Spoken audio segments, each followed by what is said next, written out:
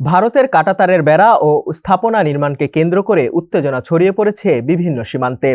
গত কয়েকদিনে দুই দেশের সীমান্তরক্ষী বাহিনীর অতিরিক্ত জওয়ান মোতায়েনের পাশাপাশি পরিখা খনন করছে। উত্তেজনাকর পরিস্থিতিতে দেশীয় অস্ত্র নিয়ে বিজিবির পাশে দাঁড়িয়েছে সীমান্তবর্তী গ্রামের মানুষ। এই বিষয়ে বিস্তারিত জানাতে সমকাল সংবাদ পর্যালোচনায় আমাদের সঙ্গে যুক্ত আছেন সমকালের deputy chief reporter Shahadat Hossain পরশ, আর সঙ্গে আছে আমি শাহাদাত তনিম। শাহাদাত হোসেন পরশ, সংবাদ পর্যালোচনা আপনাকে স্বাগত জানাচ্ছে। আপনাকেও ধন্যবাদ। ভারত সীমান্তে ভারত বাংলাদেশ যে সীমান্ত, চাঁপাইনবাবগঞ্জের শিবগঞ্জ উপজেলায় যে চৌকো সীমান্ত, সেখানে কাঁটাতার নিয়ে একটি উত্তেজনা চলছে। সাধারণ মানুষ সেখানে সীমান্ত পাহারা দেওয়ার জন্য দেশীয় অস্ত্র নিয়ে আছে। আসলে কি ঘটেছে সেখানে? দেখুন, আপনার বাংলাদেশ এবং ভারতের সীমান্তে গত 3 দিন ধরেই চাঁপাইনবাবগঞ্জে আপনি উত্তেজনাকর পরিস্থিতি বিরাজ করছে। তো আমরা যেটা দেখলাম যে আপনার সেখানে সীমান্তের, যে আপনি নিশ্চয়ই জানেন, 150 গজের ভিতরে কিন্তু আপনার যে কোনো দেশেরই যে কোনো স্থাপনা নির্মাণের ক্ষেত্রে কিন্তু আন্তর্জাতিক বিধিনিষেধ রয়েছে। সীমান্ত যে আইন সেখানেই রয়েছে। আপনি চাইলে যদি কোনো দেশের বাউন্ডারি থাকে, সে তার ভিতরে কিন্তু কোনো স্থাপনা তৈরি করতে পারবে না, চাষাবাদ করতে পারবে, এটাই হলো নিয়ম। কিন্তু বিশেষ করে আপনি যে চাঁপাইনবাবগঞ্জের কথা বলেছেন, সেখানে বিএসএফের তরফ থেকে যেটা দেখা গেছে যে আপনার সেখানে তারা আপনার কিছু স্থাপনা তৈরি করার চেষ্টা করেছিল। তখন আমাদের বিজিবি আপনার তাদের একেবারেই যেই নিয়ম রয়েছে সেটার ভিতর দিয়ে আপনার এই ঘটনার প্রতিবাদ জানিয়েছে। এই ঘটনাকে কেন্দ্র করে সেখানে আমরা যেটা দেখেছি গণমাধ্যমে এবং স্থানীয় আপনার আমাদের যে প্রতিনিধি রয়েছে তাদের মাধ্যমে আপনার খোঁজখবর নিয়ে যেটা বিভিন্ন গণমাধ্যমে প্রকাশিত হয়েছে, উভয় পাশের আপনার যে বাসিন্দারা রয়েছে তারাও কিন্তু একত্রিত হয়েছিল। তবে সবচেয়ে সুখকর দিক হলো সেটা আপনার কোনো ধরনের সংঘাতময় পরিস্থিতির দিকে আপনার যায়নি। এটাই হলো কাঙ্ক্ষিত বিষয়, যে আপনার এটা যাওয়াটা ঠিক না। কারণ হলো যে কোনো সমস্যা হলে সেটা আলোচনার ভিতর দিয়ে আপনার সমাধানটা কাম্য। এই আরেকটা বিষয় হলো যে সেই চাঁপাইনবাবগঞ্জের যে ঘটনা, সেই ঘটনাকে কেন্দ্র করে আপনি জানেন যে আপনার 2টি উচ্চ পর্যায়ের বৈঠক হয়েছে। একটি আপনার সেক্টর পর্যায়ের আপনার বৈঠক, আরেকটি আপনার হলো সেখানে যারা স্থানীয় আমাদের প্রতিনিধি এবং আপনার বিএসএফের প্রতিনিধি তাদের ভিতরেও আপনার একটি বৈঠক রয়েছে। সেই বৈঠকের পর কিন্তু বিএসএফ আপনার আপাতত স্থাপনা নির্মাণ কিন্তু বন্ধ রাখতে বাধ্য হয়েছে। বিজেপি কি সন্তুষ্ট সেই বৈঠক থেকে? হ্যাঁ, আমি আপনার যে গণমাধ্যমে যেটা দেখেছি এবং আমি নিজেও কালকে আপনার যারা এই বৈঠকে উপস্থিত ছিলেন তাদের মধ্যে একজন দায়িত্বশীল কর্মকর্তার সাথে কথা বলেছি।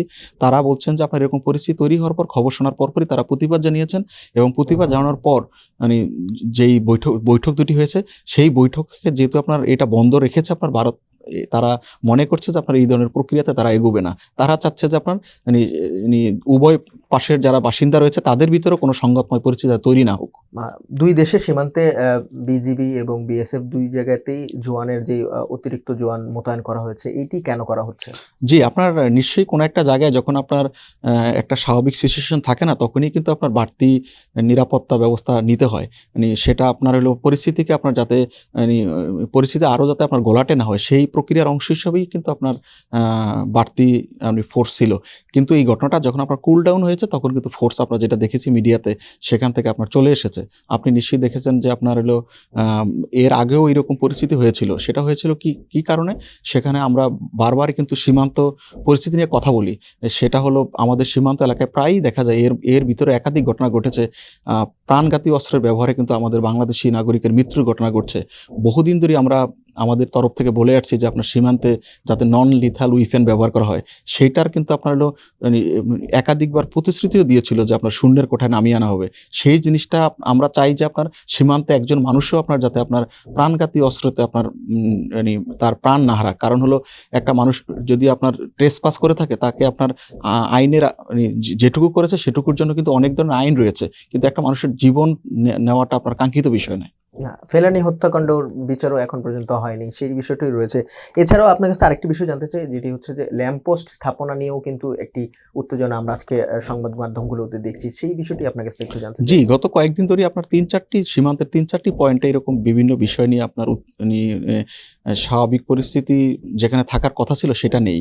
এই যে আপনি যেটা বললেন যে আপনার ল্যাম্পপোস্ট নিয়ে আপনার তারপর চাঁপাইনবাবগঞ্জ সীমান্তে আপনার হয়েছে, সেখানে স্থাপনা তৈরি করার চেষ্টা করেছিল। সীমান্তের মানুষ এটাই চায় যে যেহেতু আপনার উভয় পারই আপনার মানে আমাদের বাংলাদেশিরা রয়েছে, ওপারে আপনার ভারতীয় রয়েছে, তারা চাচ্ছে যে আপনার স্বাভাবিক জীবনযাপন। সীমান্তে যখন একটা এই ধরনের ঘটনা ঘটে তখন সীমান্তর মানুষের ভিতরে কিন্তু স্বাভাবিক জীবনযাপনের আপনার ব্যাঘাত ঘটে। কারণ মানুষ আপনার তার চিন্তা করে যে আপনার কোনো একটা অঘটন হলে সে ব্যক্তি পর্যায়ে কিন্তু আপনার এফেক্টেড হয়।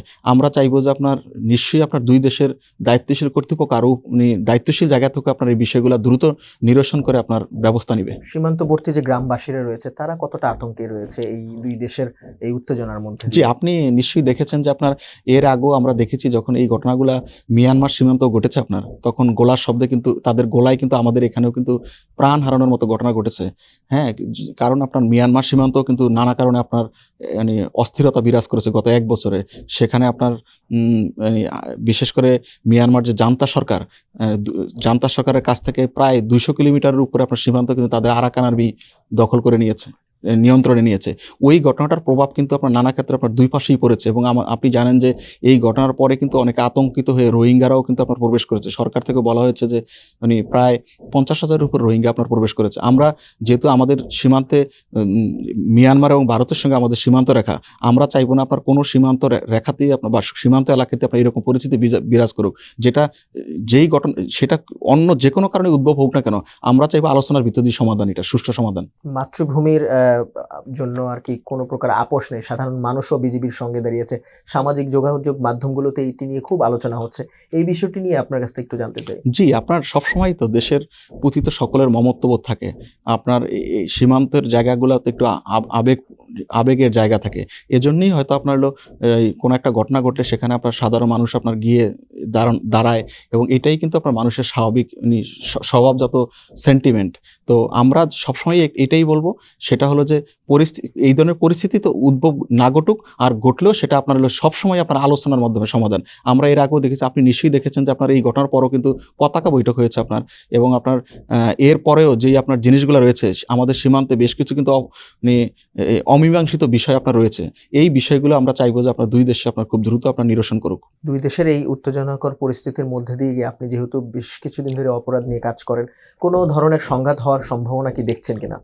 আমি যে আপনার সাংবাদিক হিসাবে আপনার এরকম কোনো সংঘাতময় পরিস্থিতির অবস্থা দেখছি না, এবং আমি আমি চাইও না যে আপনার কোনো সংঘাতময় পরিস্থিতি তৈরি হোক। আর একটা বিষয় সেটা হলো যে আপনি জানেন যে সীমান্ত এলাকায় ইলিগাল বিভিন্ন আপনার বিষয় থাকে, আপনার সেখানে ড্রাগ থাকে, সেখানে আপনার স্বর্ণ চোরাচালানের মতো ঘটনা ঘটে। এইরকম ঘটনার ভিতর দিয়ে যাতে আপনার এরকম চোরাকারীরা আপনার যে কোনো দুপাশেরই যাতে কোনো ধরনের সুযোগটা না পায়, সেই দিকেও আপনার খেয়াল রাখতে হবে। রাজনৈতিক একটা প্রেক্ষাপট চেঞ্জ হয়েছে, সেই চেঞ্জের কারণে অনেক নেতাকর্মীরা ওদিক দিয়ে পালানোর একটি অভিযোগও রয়েছে। এই পরিস্থিতির মধ্যে দিয়ে কি তারা পালানোর কোনো সুযোগ আপনি দেখেন কিনা, আর ভারতের পক্ষ থেকে কি বলা হচ্ছে? ভারতের পক্ষ থেকে যেটা আমরা দেখছি যে আপনার এরকম কিছু আপনার খবর প্রকাশিত হচ্ছে সেখানে, সেটার সঙ্গে আপনার অনেক ক্ষেত্রে বাস্তবতার আপনার মিল খুবই কম। এবং আপনি দেখবেন যে আপনার এই সরকারের পক্ষ থেকেও কিন্তু আপনার এই বিষয়গুলোতে আপনার বারবার যেই জিনিসটা আপনার অসত্য তথ্য আসছে সেটার কিন্তু একটা পরিষ্কার ধারণা আপনার দেওয়ার চেষ্টা করছে যে আসলে ওখানে ঘটনাটা কী ঘটেছে। আমরা চাইবো যে আপনার স্বাধীন গণমাধ্যম হিসেবে আপনার এগুলো খুবই নিরপেক্ষভাবে স্বচ্ছতার সঙ্গে আপনার সব মিডিয়া কাজ করুক, যাতে মানুষ সত্যটা জানতে পারে। কোনো একটি সত্য ঘটনাকে যদি আপনার অন্য একটি ঘটনা দিয়ে চাপা দেওয়া হয়, সীমান্তে কি ঘটছে সেটাও কিন্তু জানা যাবে না।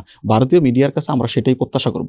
আরেকটি বিষয় জানতে চাই, এই উত্তেজনার পরিস্থিতির মধ্যে থেকে বিজিবির অবস্থানটা কি, আপনার কাছে কি তথ্য আছে? জি, বিজিবি আপনার এইরকম ঘটনার বাইরেও আপনার সবসময় দেশ মাতৃকাকে আপনার সেফ রাখার জন্য তো তাদের এটা দায়িত্ব, আপনার তাদের জব ডেসক্রিপশনের মধ্যে এটা পড়ে তারা আপনার এরকম ঘটনা ঘটে আমরা এর আগেও দেখেছি আপনার অতিরিক্ত সতর্ক থাকে, এবং আপনার নিশ্চয়ই আপনার এই ঘটনার ভিত্তিতে আপনি দেখেছেন গণমাধ্যমে তারা নিশ্চয়ই আপনার সতর্ক দৃষ্টি রাখছে। পরশু আপনার কাছে আরেকটি জানতে চাই, সীমান্তবর্তী দুই দেশের যেই ইস্যুগুলো তৈরি হয়, উত্তেজনাগুলো তৈরি হয়, সেগুলো নিয়ে সামাজিক যোগাযোগ মাধ্যমে এক ধরনের প্রোপাগান্ডা, কোনটি সত্য কোনটি মিথ্যা, এটি বোঝার উপায় কি, কতটা প্রভাব পড়ছে বাংলাদেশের উপর? জি, আপনি দেখবেন যে শুধু সীমান্ত নয়, অন্য যে কোনো ঘটনার পরই সোশ্যাল মিডিয়াতে আপনার এইরকম অনেক ধরনের তথ্য আসে, তার সঙ্গে অপতথ্য ছড়ায়। এটা খুব ক্ষতিকর। যেটা ঘটেছে সেটা যদি আপনার সোশ্যাল মিডিয়ায় কেউ যদি তার সম্পর্কে মন্তব্য করে, সেটা আপনার একটা দিক। আরেকটা হলো যে আপনি দেখবেন যে কোনো ঘটনার পরেই পুরনো আপনার বিভিন্ন ভিডিও দিয়ে আপনার কিন্তু আপনার এই ঘটনাগুলোকে অন্যরকম চিত্রায়িত করার চেষ্টা করে। এই ঘটনার ভিতর দিয়ে যেটা আপনার ক্ষতিকর দিক, সেটা হলো যে যারা মানে দুষ্কৃতকারী বা আপনার কুচক্রী মহল বা নাশকতা করার জন্য চেষ্টা চালায়, তাদের জন্য কিন্তু আপনার একটা হাতিয়ার হয়ে যায়, বা মানুষের মনোজগতে একটা নেতিবাচক ভাবনা তৈরি হয়।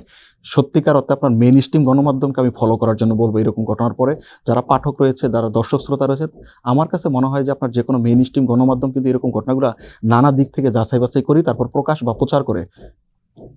আওয়ামী লীগ সরকারের উচ্চ পর্যায়ের নেতাকর্মীরা ভারতে পালিয়ে যাচ্ছে, এই ধরনের অভিযোগ বা এই ধরনের গুঞ্জন আমরা শুনতে পাচ্ছি। সেটির সঙ্গে বিজিবির কি অবস্থান, তারা কতটুকু কঠোর রয়েছে এই ধরনের অবৈধভাবে ভারতে যাওয়ার ক্ষেত্রে? জি, আপনি 5ই আগস্টের সরকার পতনের পরপরই এরকম অভিযোগ উঠেছে, আপনার বিভিন্ন সীমান্ত দিয়ে আপনার অনেকে চলে গিয়েছে। তারপর কিন্তু বিজিবির পক্ষ থেকে এরকম তথ্য আমাদেরকে জানানো হয়েছে অফিসিয়ালি, হটলাইন দিয়েও, যে কারো কাছে যদি কোনো তথ্য থাকে তাহলে আপনার জানানোর জন্য। এবং অনেকে সীমান্ত এলাকায় কিন্তু অ্যারেস্ট হয়েছে, আপনার নিশ্চয়ই মনে থাকার কথা, বেশ কয়েকজন কিন্তু সীমান্ত এলাকায় অ্যারেস্ট হয়েছে। তো কারো কাছে যদি তথ্য থাকে সেটা আপনার নাগরিক হিসেবে আপনার জানাতে পারে। আবার এইটাও আপনার প্রত্যাশা থাকবে আইনের দৃষ্টিকোণ থেকে, কোনো অপরাধী যাতে আপনার এক দেশ থেকে আরেক দেশে পালাতে না পারে, তার একটা দেশ থেকে আরেকটা দেশে পালানোর পর তাকে আবার ফিরিয়ে আনাও কিন্তু আপনার নানা ধরনের আপনার আইনি প্রক্রিয়ার ভিতর দিয়ে যেতে হয়। কতটা কঠোর বিজিবি? বিজিবি আপনার সতর্ক দৃষ্টি রাখছে, এটা আমি আপনার এটুকুই জানি, আপনার যে কঠোর দৃষ্টি রাখছে। জি, বড় সংবাদ পর্যালোচনায় আমাদেরকে সময় দেওয়ার জন্য আপনাকে অসংখ্য আমাকে ধন্যবাদ। আমন্ত্রণের জন্য আপনাকে অসংখ্য ধন্যবাদ। দর্শক, এই ছিল আজকের সংবাদ পর্যালোচনা। অন্য কোনো দিন অন্য কোনো বিষয় নিয়ে আমরা আবারও হাজির হব। ততক্ষণ পর্যন্ত সমকালে চোখ রাখুন। দেশ বিদেশের সর্বশেষ সংবাদগুলো জানতে www.সমকাল.com চোখ রাখুন।